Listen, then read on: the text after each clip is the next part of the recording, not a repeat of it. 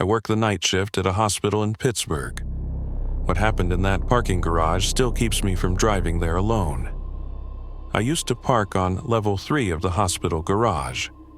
It was just far enough from the busy floors that I could always find a spot, even when I clocked out around 6:30 in the morning.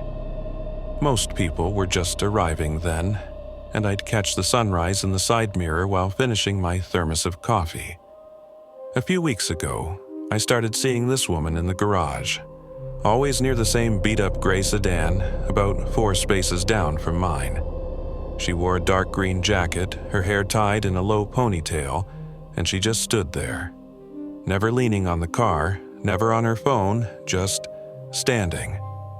At first, I assumed she was a nurse waiting for a ride, or maybe someone who just lost a loved one and needed air. The hospital sees all kinds of people, and I try not to judge. But the next morning, she was there again. Same spot, same clothes, same posture. I slowed down when I passed, gave a small nod. She didn't respond, didn't blink. I parked and looked back. She hadn't moved an inch. That's when I felt the first twinge of unease. By day 4, it was starting to really get to me. It was always around the same time, between 6:20 and 6:40 a.m., and always that same stare into nothing. One morning, I decided to mention it to Rob, the security guy who walks the garage on night rotation. I caught him on the way out and casually asked, "Hey, have you seen that lady by the gray car lately?" He paused. "What car?" "That old gray sedan, 3 rows from the ramp. She's there every morning." Rob shook his head.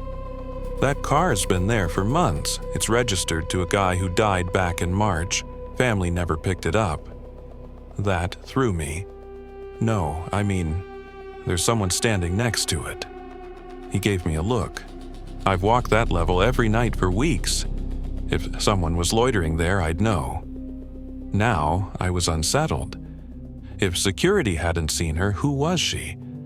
I thought maybe it was my mind playing tricks. Long hours, poor sleep, you start seeing things. Until the following Tuesday. That morning, I got off early, around 5 a.m. The garage was still dark, most of the lights on motion sensors. I walked up the ramp to my car and stopped cold. She was there again. But this time she turned to look at me. Not slowly, not cautiously, just a sharp turn, like she'd been waiting for me. I stopped walking. We stared at each other for maybe 5 seconds, but it felt longer. Her eyes were wrong. Flat. Empty.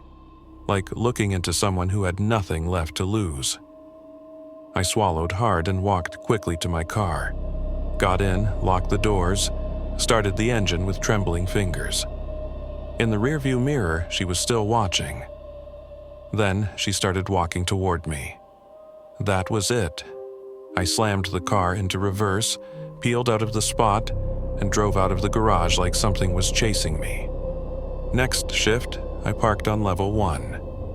It felt dumb to change habits over a person standing still, but my gut told me not to go back up there. That morning, I finished my shift and walked to my car feeling better. Level 1 was brightly lit and a little busier. I figured I was just stressed out. Then I saw the note. It was tucked under my windshield wiper.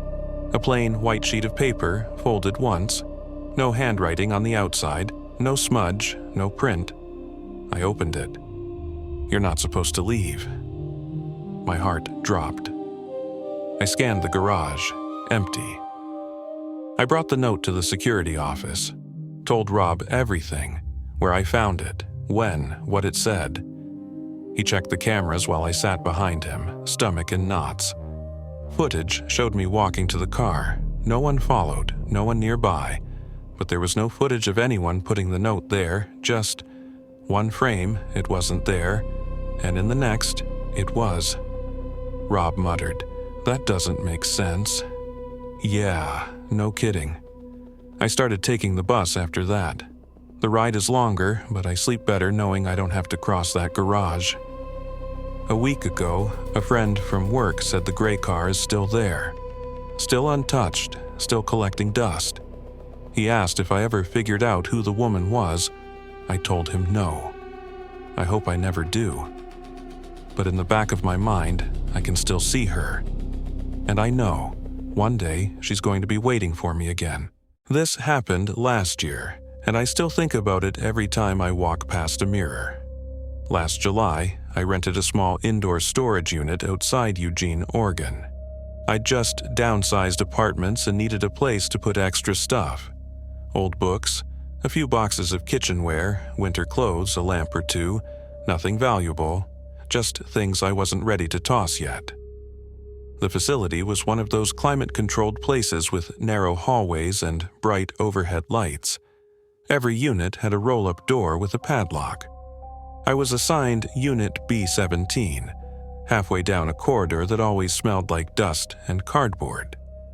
I went once a week, usually Sunday mornings. It was never busy, which I liked. I could load or unload my stuff without seeing anyone. Just me, my keys, and the buzz of fluorescent lights. 2 weeks after I moved in, I noticed a mirror at the very back of my unit. It was leaning against the wall, a full-length mirror, tall, dusty wooden frame. But here's the thing. I didn't put a mirror in there. I thought maybe it belonged to whoever had the unit before me. So I asked the office about it. The manager checked the record. "You're the first person to rent B17 in over a year," she said. "It was cleaned and emptied before we gave it to you." I just nodded, pretending that explanation made sense. Next week, I came back and found the mirror had moved. Only a foot or two, closer to the middle of the unit. No wind, no earthquake, just closer. It creeped me out. I thought maybe someone had opened the unit when I wasn't around, but the lock looked untouched. That's when I started getting this feeling, like I shouldn't turn my back on it. By the third visit, it was leaning at an angle, almost like it was aimed toward the door. I stood there and stared at my reflection. It looked off, not wrong exactly, just slightly delayed. When I tilted my head, the reflection followed, but just a fraction of a second too late. I told myself it was bad lighting or my imagination, but my stomach was tight. I decided to test it. I raised my right hand and wiggled my fingers. The reflection's hand stayed still for about 2 seconds. Then it caught up, fast. I dropped the box I was holding and backed out of the unit so quickly I smacked into the metal wall behind me. My breath was shaky, my hands were cold. I closed the door, locked it, and left without doing anything else. That night, I couldn't sleep. I kept picturing that mirror, kept wondering if I was losing it. But part of me knew I hadn't imagined the delay. I hadn't imagined the stillness. I went back Monday afternoon in broad daylight. I brought my phone and told myself I'd take a picture to prove it was just in my head. I unlocked the unit, stepped inside, and aimed my phone at the mirror. Snap. I looked at the image. There was no reflection. The mirror was in the photo, the walls, the boxes, but not me.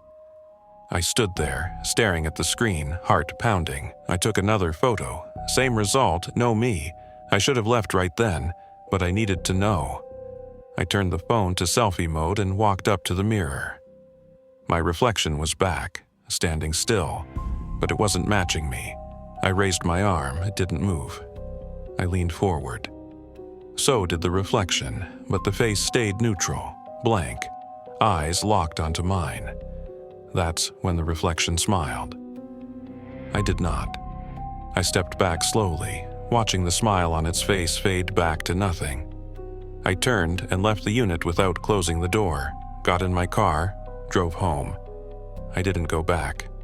A week later, the storage place called.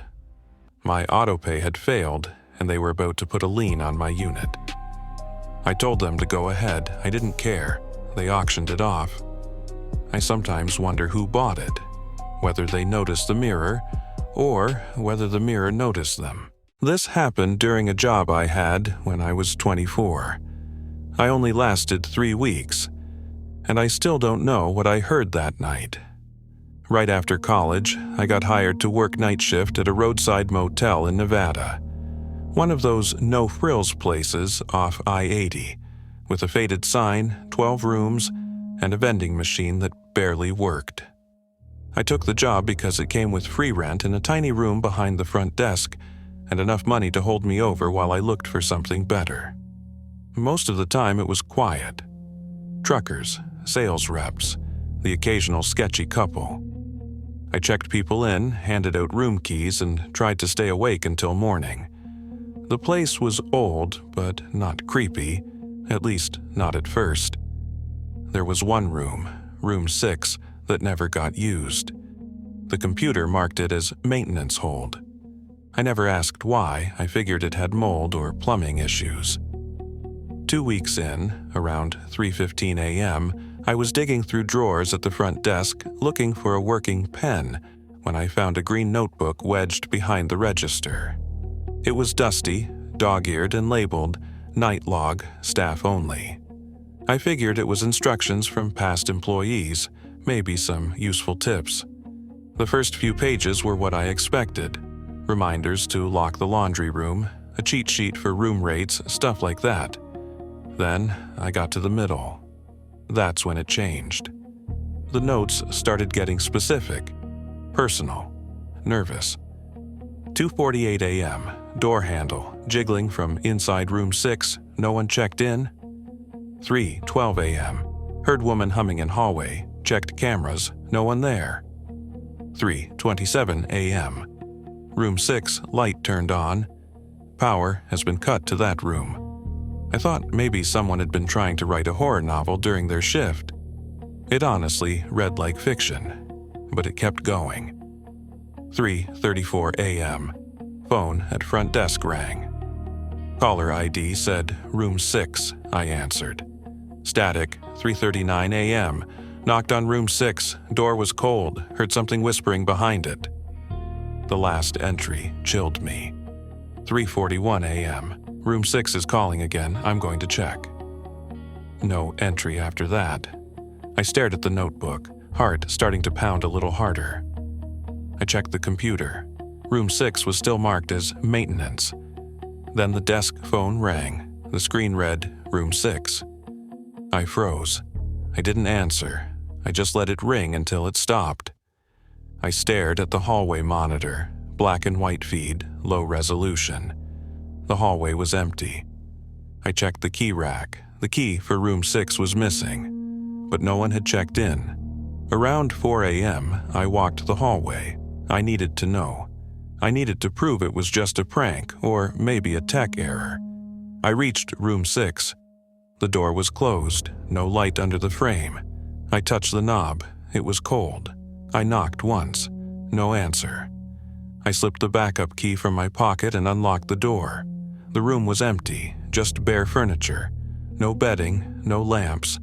A dark rectangle where a TV used to be. The carpet was torn near the bed. Then I saw it. The phone was off the hook, sitting on the floor. I backed out slowly and closed the door, heart thudding. When I got back to the desk, I replayed the hallway camera footage. No one had gone in or out of room 6 all night.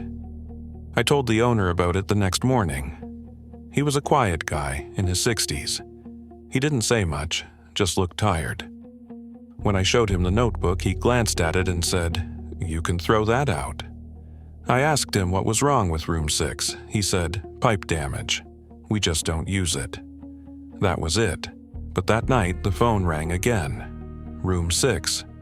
I didn't answer. I quit 2 days later. Last I checked, the motel is still open. Same rooms, same old sign. Room 6 still shows as unavailable online. And sometimes, when I wake up at 3:41 a.m., I still hear that phone ring in my head.